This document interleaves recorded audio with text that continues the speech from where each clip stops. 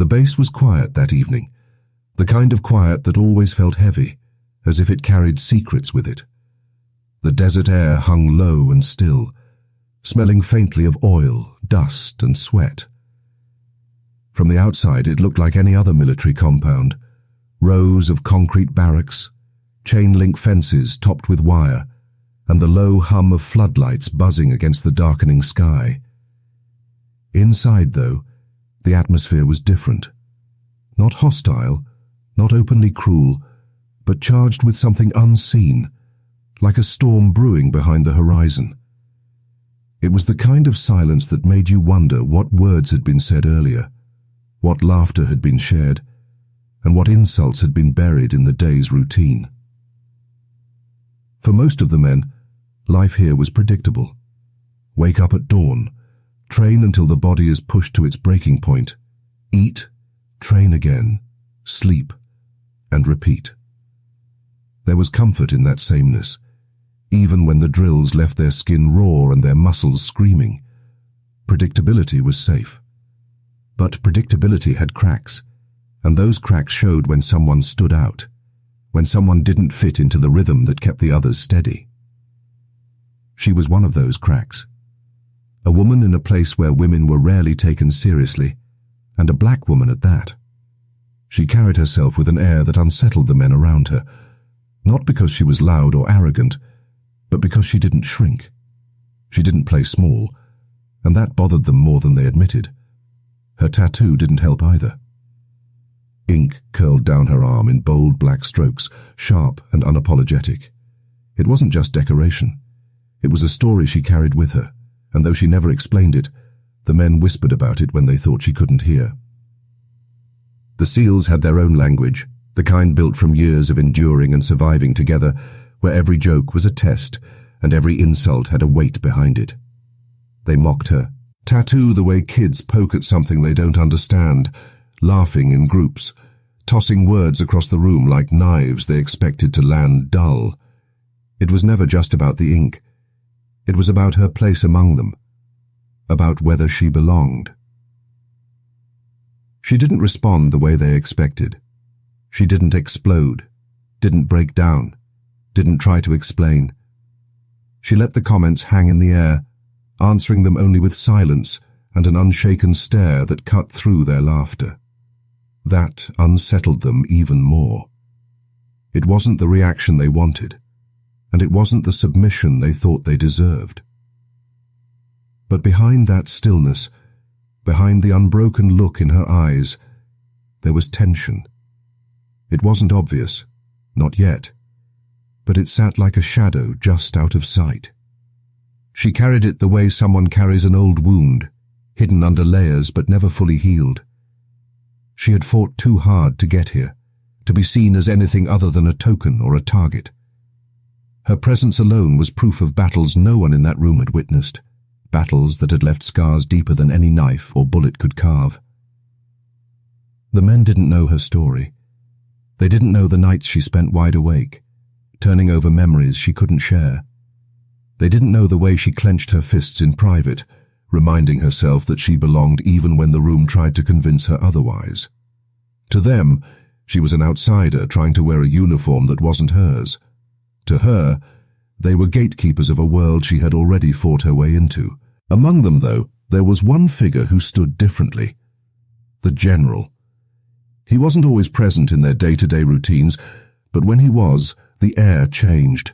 Authority hung from his shoulders like armor, and his silence carried weight heavier than any shouted command. He watched, always watched, and though he rarely interfered, his presence reminded everyone that the ground they stood on wasn't fully theirs.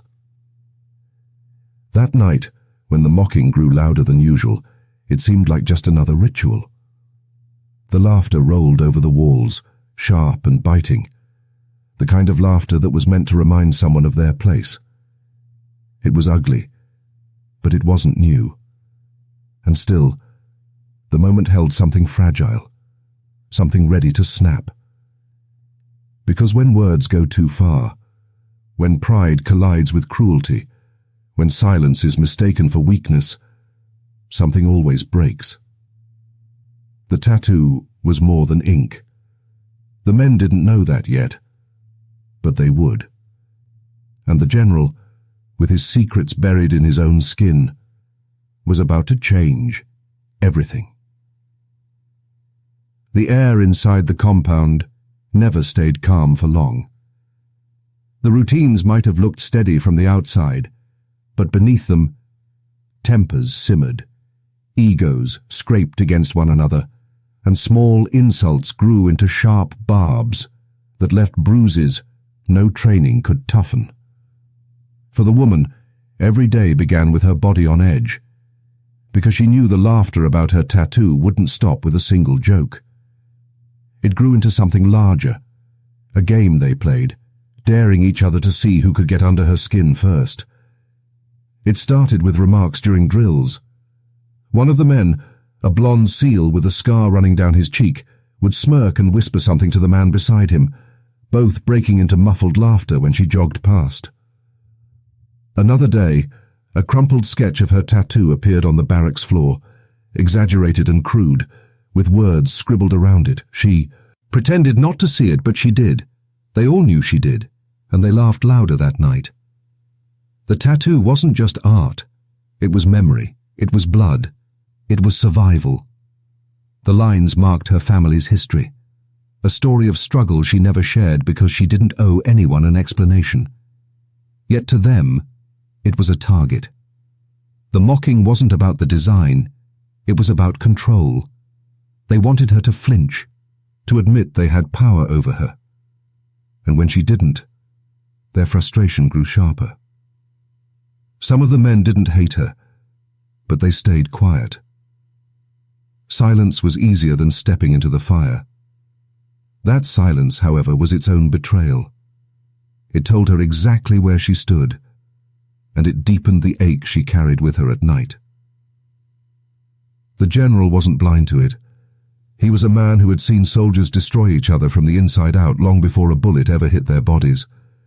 He watched the mocking with a cold detachment, saying nothing, his expression unreadable. That silence unsettled the men, but it also emboldened them. If the general wasn't stopping it, then maybe it wasn't wrong. But there were cracks in the men too, hidden beneath their laughter. One of them, the blonde seal with the scar, had debts piling up back home. Gambling debts. He masked his fear of collectors with cruelty, projecting his own weakness onto the woman.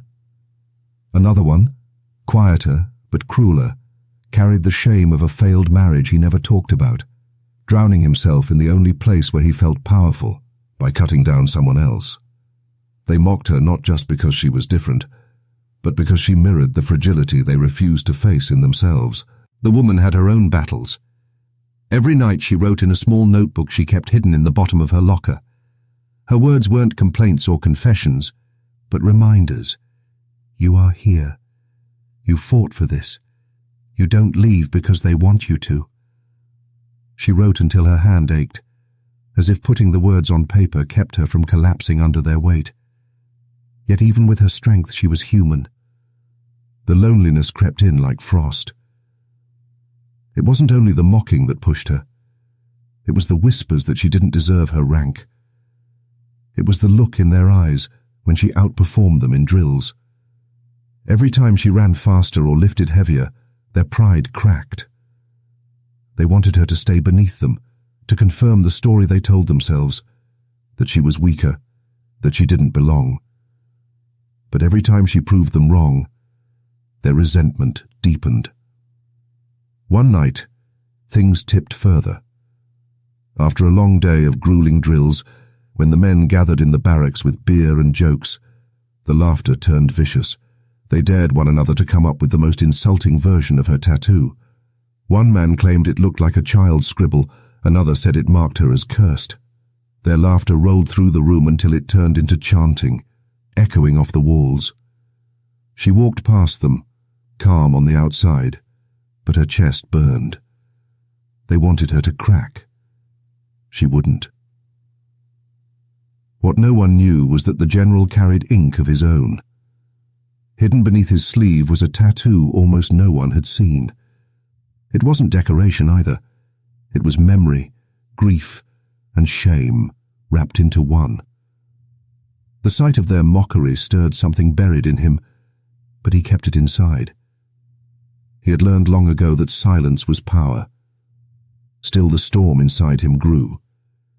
The external pressures piled higher. The unit had been under review, and its funding was threatened if performance dropped. Whispers of foe. Failure spread like a disease through the ranks. Everyone felt the weight, but instead of breaking as a group, they turned inward, clawing at whoever was weakest, or whoever they decided should be. The woman became their lightning rod. Old grievances added more fuel. The blonde seal's debt grew worse, and he lashed out harder. Another soldier, whose brother had died in a mission years before, saw her success as an insult, as if her presence made a mockery of his brother's sacrifice. The general, for all his silence, carried his own demons. Orders he had given that led men to their deaths, families destroyed because of his choices. His tattoo marked that guilt, but he never spoke of it, not even to his closest aides. The woman began to feel the walls closing in. The barracks that once felt like a place of survival now pressed against her like a cage. Every hallway carried echoes of their laughter. Every mealtime was a battlefield of whispers and glares. The strain carved itself into her face, even when she tried to hide it. The turning point came during a joint exercise. She outperformed them all, running drills with a precision and endurance that left the others struggling to keep up. Instead of respect, it triggered fury. They mocked her louder than ever, accusing her of trying to show them up, calling her names that cut deeper than any bruise. That night, the air in the barracks was thick with resentment, sharp enough to make even the bystanders shift uncomfortably. The general watched, silent, his hand brushing against the sleeve that hid his tattoo. He knew it couldn't stay buried forever. The mocking had gone too far. The pride of his men was crumbling, and in their desperation to hold on to it, they were driving toward a breaking point. Something would snap. He could feel it, and when it did, blood would follow. The night of the crime began like many others. Humid air clinging to the walls of the barracks, the low buzz of fluorescent lights flickering above, and the men gathering after a day of drills that had stripped them raw. But the energy was different. It pulsed through the room like static, restless and unpredictable. They had been drinking, laughter starting sharp and brittle, fueled by bruised egos and long-held grudges. She walked past them once, her head high, her expression unreadable, and that was enough to spark the tinder. The mocking started small. A joke about her tattoo, louder than usual, was pointed directly at her so she couldn't ignore it. Then another voice joined in, bolder this time, slurred with alcohol but sharp with malice. The words became uglier, louder, and carried the weight of weeks, no, months, of resentment. They accused her of dishonoring them, of thinking she was better. The tattoo became their excuse, their symbol of everything they thought she threatened, their pride, their place, their power. She stopped walking. The room fell silent for a moment as she turned, her eyes locking on them. There was no rage in her face, only a calm that made their drunken bravado falter for half a second.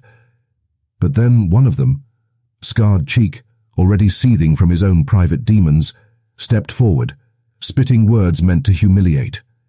He reached for her arm, grabbing at the tattoo, mocking it, as if he could erase the story etched into her skin.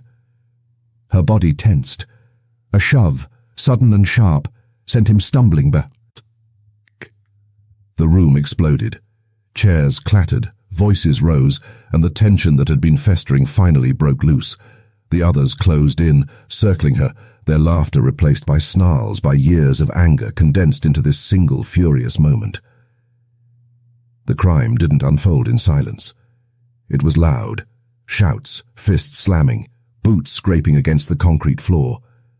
She fought back, her strength surprising them, her strikes fueled by survival, by the knowledge that she could not let them crush her. But numbers won out. The scarred man came at her again, joined by another. Blows rained down, fueled by alcohol, by shame, by a desperate need to assert control. The general appeared in the doorway, drawn by the noise. For a moment, he stood there, his shadow cutting across the chaos, his face unreadable. The men froze when they saw him, their hands bloody, their breath ragged. The silence that followed was suffocating. The woman lay on the ground, her tattoo visible, the ink smeared with blood, her body struggling to move. The general's sleeve slipped as he stepped forward, revealing the edge of his own tattoo. The men's eyes caught it, and for a flicker of a moment, confusion replaced their fury. His tattoo mirrored hers, not in design, but in weight, in meaning. It marked loss, sacrifice, something sacred. The mocking that had consumed them now seemed small, childish, monstrous, but it was too late. The crime had already happened. The scarred man's fists dripped with blood, his chest heaving as the reality of what they'd done began to sink in. The woman's breath rattled, her eyes open but unfocused, her silence louder than any scream. Panic replaced bravado. Voices overlapped in desperate whispers. "We didn't mean it. It went too far. What do we do now?"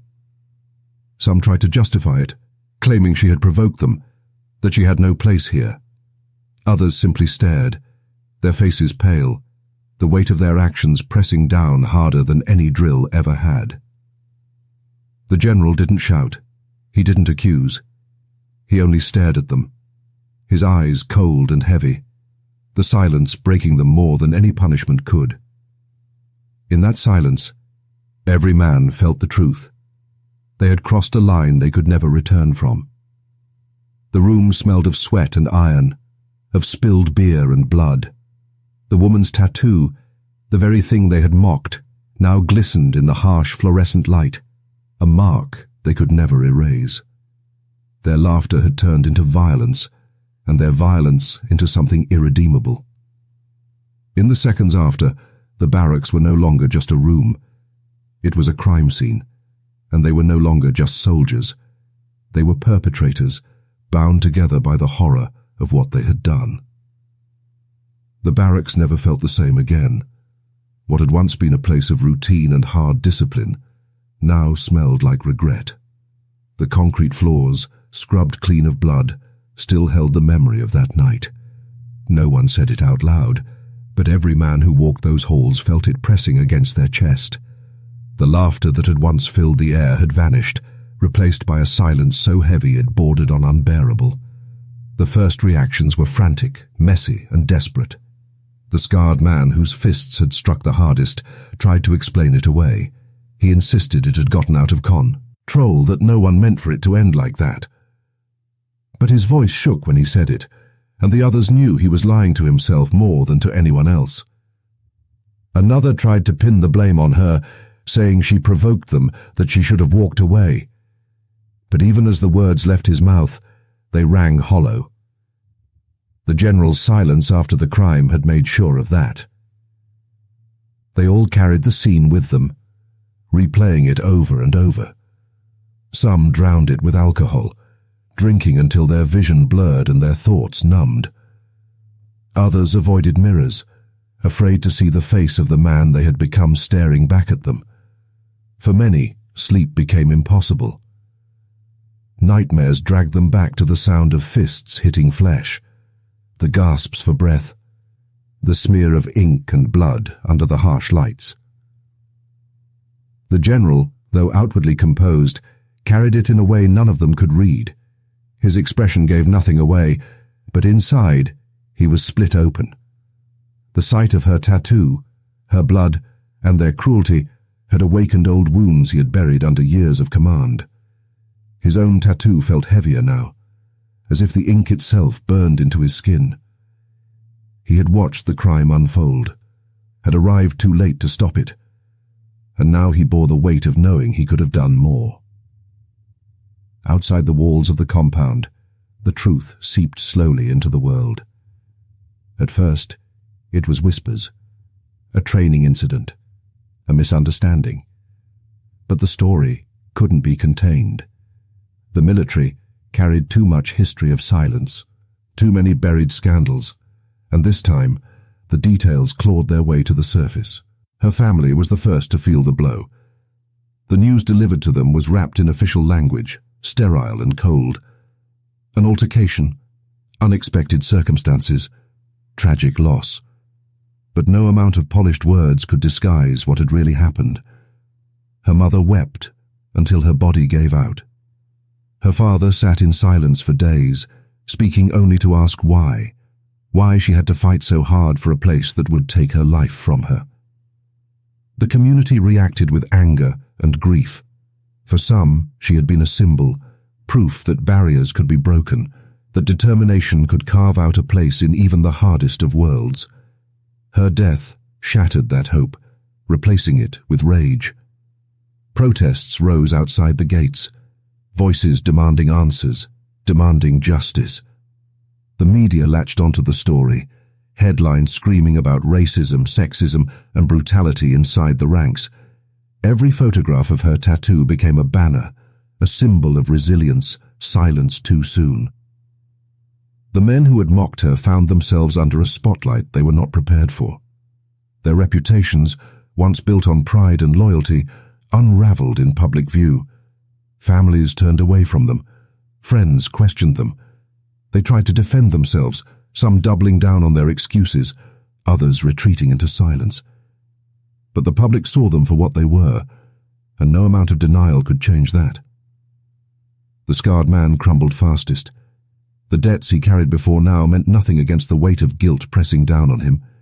He avoided calls from home, knowing he had no words that could explain what he had done. Others tried to justify their actions to each other, repeating the same weak lines until even they stopped believing them. The barracks became a prison, each man trapped inside the memory of the crime they had helped commit. The legal fallout was slow, but it came. Investigations dragged every detail into the open, stripping away the lies they told themselves. Testimonies clashed, but the evidence was clear. What had been laughter became violence, and what had been violence became death. The military tried to control the narrative, but the public outcry was louder this time. They couldn't bury it. For the general, the consequences were not legal, but personal. He had built his life on order, on the belief that he could control men, guide them, shape them into something better. That belief cracked the night he watched them destroy one of their own. His authority, his silence, felt like complicity. When he rolled up his sleeve in the days that followed, showing his tattoo for the first time in years, it wasn't a gesture of pride. It was a confession, a way of saying he understood too late. The ripples spread wider than anyone expected. Other women in the forces came forward with stories of mockery, harassment, and worse. Old wounds reopened, and the world began to see just how deep the rot went. Her death became more than a single tragedy. It became a mirror, forcing everyone to look at what had been hidden in plain sight. Inside the compound, the men remained broken. Some turned on each other, desperate to shift blame. Others shut down entirely, consumed by shame. No one escaped untouched. They had wanted to prove they were strong, that they were untouchable. But in the end, they had revealed their weakness to the world. Her tattoo, once a target for their cruelty, became the mark of her legacy. People outside the walls carried it on posters, painted it on walls, and inked it into their own skin. What they had mocked became a symbol of resilience, louder in death than it had ever been in life. And for the men who had mocked it, that was the final wound, the reminder that the woman they tried to erase would outlive them all in memory. In the end, nothing returned to how it once was. The barracks, the men, the families, even the institution itself, all bore scars that time could not smooth over. The courtroom became the stage where every hidden wound was dragged into light. The men who had mocked, who had laughed, who had crossed the line into violence, stood now in uniform stripped of pride, their eyes downcast as testimonies painted them for what they were. The scarred man, once the loudest, became the face of their cruelty. His fists had left the deepest marks, and the law carved his name into infamy. Years of prison stretched before him, a sentence he could not drink or joke his way out of. For him, justice was not only the bars that locked behind him, but the endless nights replaying what he had done. Others faced lesser sentences, but none walked away free. Their careers were gone, reputations destroyed, futures dismantled. Families who had once been proud now hid their names. Friends stopped answering calls. The military, in its cold language, called it dishonor. But for those men, dishonor was too soft a word. They lived with the knowledge that their laughter had killed someone who had only wanted to belong. The general, though never charged, bore his own punishment. His silence that night was dissected by investigators, questioned by families, and criticized by the public. Why had he not stepped in sooner? Why had he allowed the cruelty to grow unchecked? He offered no defense, because he knew the truth. He had seen the storm coming and chosen not to intervene. His career ended not with ceremony, but with resignation, a quiet acknowledgement that authority without action is its own kind of guilt. His tattoo, once a private reminder of loss, became a brand of failure. He carried it into retirement, a weight no title could absolve. For her family, justice felt hollow. Courtroom sentences could not bring her back. They spoke at vigils, their voices trembling with grief and pride, telling the world who she really was, a daughter, a sister, a fighter. They refused to let her name become just another statistic, another file buried in military archives. For them, her tattoo was no longer just her story. It became a legacy, etched into banners, murals, and even the skin of strangers who carried it forward. She was gone, but her mark lived, louder than the men who tried to erase it. The broader impact rippled through the ranks and beyond. Policies were rewritten, investigations launched into long-ignored patterns of harassment and abuse. For some, it was too little, too late. But for others, it was the start of cracks in the walls that had kept the truth hidden for too long. Her death forced the institution to face its own reflection, and it was not a flattering sight. The public's reaction was fierce. Outrage filled headlines, not just over her death, but over what it revealed. The power dynamics that silenced women, the unchecked pride that fueled cruelty, the way silence from leaders allowed abuse to fester. Protesters demanded accountability, not just for her, but for countless others who had suffered in the shadows. The media kept her story alive, ensuring her face and her tattoo stayed in front of the world. And yet, beneath the noise of politics and public fury, the quieter consequences were just as heavy. Families of the guilty men carried shame they had not earned, children asking questions their parents could not answer. Communities that once celebrated their sons in uniform now whispered their names with pity and disgust. Lives unraveled in ways no prison sentence could measure. This story was never only about one woman or even one crime. It was about what happens when power is abused, when silence becomes complicity, when pride turns into violence. T was about the fragility of morality when tested by ego and fear. It showed how quickly laughter can turn cruel and how cruelty can become deadly when unchecked. In the end, the question of justice remains complicated. The men were punished, but punishment does not erase the crime. The general fell, but his silence had already cost too much.